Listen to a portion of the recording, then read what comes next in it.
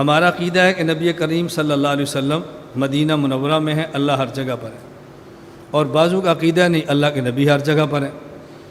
تو انہوں نے ایک دلیل پیش کی اللہ کے نبی کے ہر جگہ ہونے پر صلی اللہ علیہ وسلم۔ کہا جی صحیح بخاری میں ہے کہ جب قبر میں مردے کو دفن کرتے ہیں تو فرشتہ پوچھتا ہے من ربک، تیرا رب کون ہے؟ جو کہتا ہے ربی اللہ۔ دوسرا سوال یہ پوچھتا ہے ما تقول فی ھذا الرجل، صحیح بخاری میں من نبیک نہیں، ما تقول فی ھذا الرجل۔ پھر پوچھتا ہے ما نبیک، ما دینک، تیرا دین کیا ہے؟ اس نے کہا اللہ کے نبی ہے مدینہ میں، مثال کے طور پہ بندے کی قبر ہے کراچی میں، اور فرشتہ کہتا ہے ما تقول فی ھذا الرجل۔ ھذا آتا ہے قریب کے لیے، ذالک آتا ہے بعید کے لیے۔ اگر حضور قبر میں نہیں آتے، مدینہ میں ہے، تو فرشتہ کہے ما تقول فی ذالک الرجل، وہ کہتا ہے نہیں ما تقول فی ھذا الرجل۔ اس سے معلوم ہوتا ہے حضور قبر کے اندر ہے۔ پھر ایک وقت میں ایک مردہ نہیں، لاکھوں دفن ہوتے ہیں، لاکھوں قبروں میں فرشتہ کہتا ہے ما تقول فی ھذا الرجل، تو پتہ چلا حضور ہر قبر کے اندر ہوتے ہیں۔ دلیل سمجھ آ گئی؟ میں نے کہا آپ کی دلیل کی بنیاد یہ ہے کہ قریب ہو تو ھذا، دور ہو تو ذالک۔ چونکہ یہاں ما تقول فی ھذا کہا، اس سے پتہ چلا کہ حضور پاک قبر کے اندر ہیں۔ اگر ذالک کا کہتا تو پتہ چلا کہ دور مدینہ میں ہے۔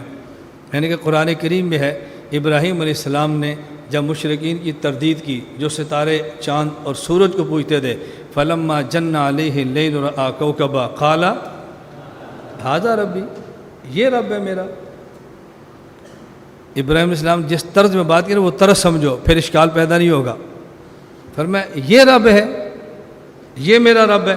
اب سوال نہیں ہو رہا نا، اور جب یہ ترجمہ کرو گے نا فلما جن علیہ اللیل، جب رات چھا گئی، پھر ستارے کو دیکھا، فرمایا ھذا ربی، یہ میرا رب ہے۔ اب آپ کو سوال کرنا پڑے گا کہ جھوٹ ہے، پھر جواب دینا پڑے گا کہ مطلب کیا ہے۔ ترجمہ ایسا کرو سوال پیدا ہی نہ ہو۔ جب رات چھا گئی اور ستاروں کو دیکھا تو کیا فرمایا؟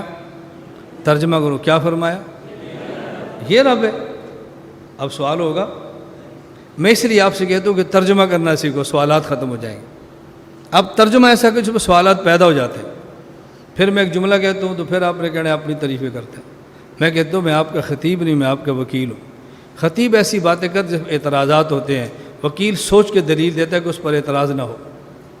ہم اس لیے ترجمے ایسے کرتے ہیں۔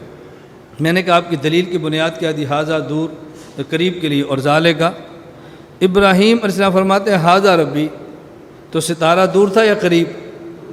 تو ھذا کیوں فرمایا؟ پھر تو ذالک کا کہنا چاہیے تھا نا۔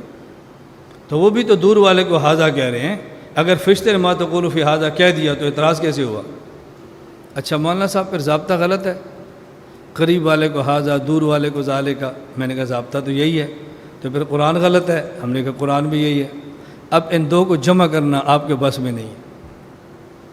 جب میں کہتا ہوں نا بس میں نہیں ہے، وہ آپ کے بس میں نہیں ہے، آپ اس بس ہماری کو توڑ نہیں سکتے پتھر شتر مار کر بھی۔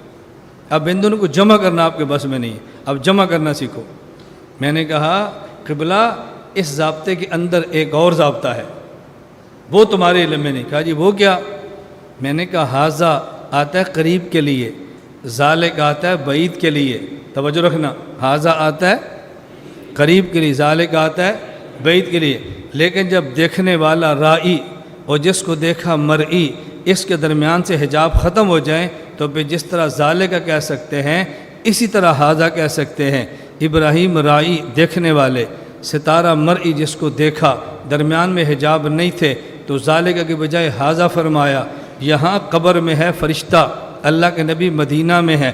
دنیا میں جب تھے تو درمیان میں دیواریں تھیں، عالم بدل گیا تو دیواریں ختم ہو گئی، راستے صاف ہو گئے، حجاب اٹھ گئے۔ اب ما تقول فی ذالک کہے تو تب بھی ٹھیک ہے، ما تقول فی ھذا کہے تو تب بھی ٹھیک ہے۔ بات سمجھ آ گئی؟ خود بہت ٹھیک ہے۔ اللہ میں بات سمجھنے کی توفیق عطا فرمائے۔ باقی پھر کبھی سے